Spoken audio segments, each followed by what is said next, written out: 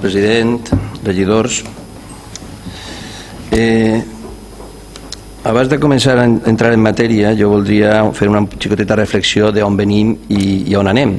O sigui, estem en aquest punt aprovant un pla econòmic financer perquè hi ha hagut un incompliment de l'estabilitat pressupostària, bàsicament perquè s'ha insistit en fer una cosa que des de l'oposició, concretament des de grups polítics, se venia avisant, que era que s'estava gastant el remanent de tesoreria per a pagar despeses generals, quan el més prudent i el que d'alguna manera s'apuntava des de l'administració central és que amb això se pagarà el deute. Com que això no s'ha volgut fer, com que s'ha volgut estirar més el braç que la màniga, ens trobem ara en aquesta situació. El que es proposa en aquest pla econòmic financer jo ho distribuiria en 4 o 5 apartats diferents. Hi ha mesures que ja estan fetes, com molt bé ha apuntat el regidor d'Hisenda.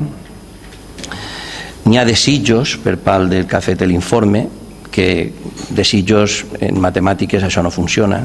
Hay que veure si després el que aquí se planteja com un desig realment té una concreció pressupostària clara.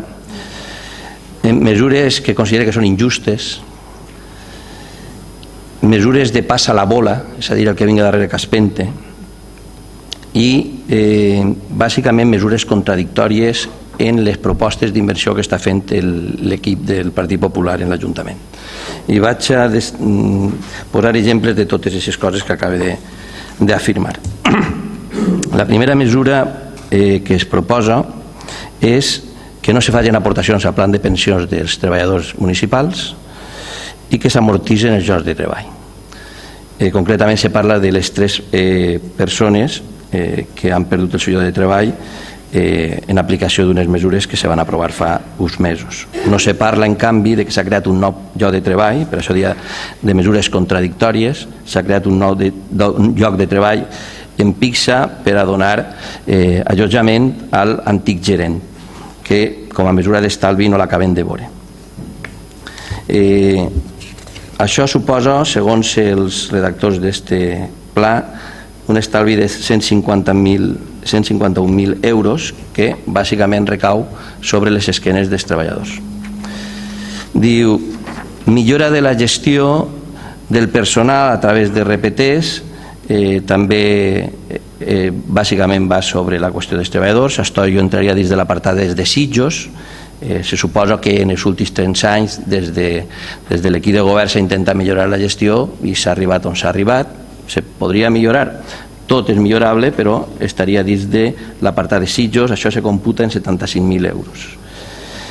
Despeses corrents, nosaltres compartim completament el que se diu aquí. Se pot estalviar més de festes i saraos, venim dient-ho des de fa temps, i s'han fet coses en aquest camp i pensem que encara en la situació en la que estem s'haurien de fer molt més esforços, sobretot en el tema de subvencions directes, que cada festa tinga el seu, cada barri quasi multiplicar per 2 i per 3 tinguin subvencions, coses que sense concurs públic, sense claretat, sense rendiment de comptes, a nosaltres ens sembla que no se correspon a una administració pública. No estem aquí per a subvencionar festes i saraos.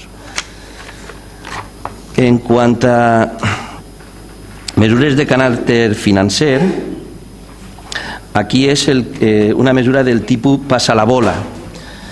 L'estalvi que s'apunta, 429.948 euros, això no és cap estalvi, sinó que és que el que vingui darrere que pague. Perquè aquí el que estem fent és allargar un any més el període d'amortitzacions i, per tant, no és cap estalvi, és que no apareixerà en els pressupostos 2014-2015, però el que vingui darrere haurà de pagar-ho. I, per tant, entraria en aquest apartat que acabo de mencionar. El tema de les competències plenes dels municipis, que vostès apunten que volen exercir les competències diguem-ne pròpies dels ajuntaments i també les impròpies, a mi em sembla molt bé. Això està per definir, sap vostè que està per definir, i veurem el que passarà. Esto també entraria en l'apartat de desitjos i se suposa que en el 2015 diu aquí que com que no tindrem algunes competències que ara tenim, també estalviarem uns diners que computen en 201.000 euros. La minora en determinades inversions no és tal minora, sinó simplement que se li passen a Pixa. O sigui, el que no se gasta l'Ajuntament s'ho gastarà a Pixa. Per tant, els quasi 600.000 euros que s'apunten en aquest apartat no és tal estalvi, sinó que és un passa la bola a un altre, en aquest cas a Pixa, que és una empresa municipal 100%. En quant als ajustes dels ingressos, és de les mesures que consideren encara més injustes que les de personal. Aquí vostès el que proposen és fer exactament el contrari del que han dit en la seva campanya electoral tant local com nacional. Parlant de nació, és que vostès se gasten 15.000 euros en banderes o en banderes en València per fer propaganda de la nació, eixa que els demés no saben quina és i necessiten recordar-ho en una bandera de no sé quants metres. Parlant d'estos ingressos, vostès diuen que van a regularitzar les omissions del catastre, la qual cosa em sembla molt bé, perfecta, però que van altra volta a revisar el revisor catastral. Bàsicament el que diuen, nuevo valor catastral para la totalidad de los bienes urbanos del municipio.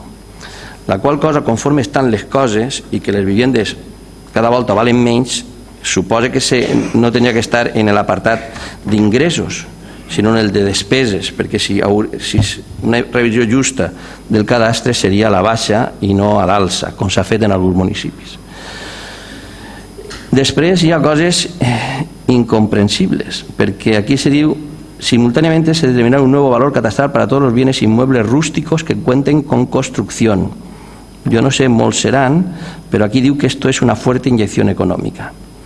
Aquí en Sant Joan, municipis immobles rústics ja en queden ben pocs i també em sembla injustíssim que se li pugi el valor catastral a viviendes que no tenen els serveis bàsics que ha de prestar l'Ajuntament.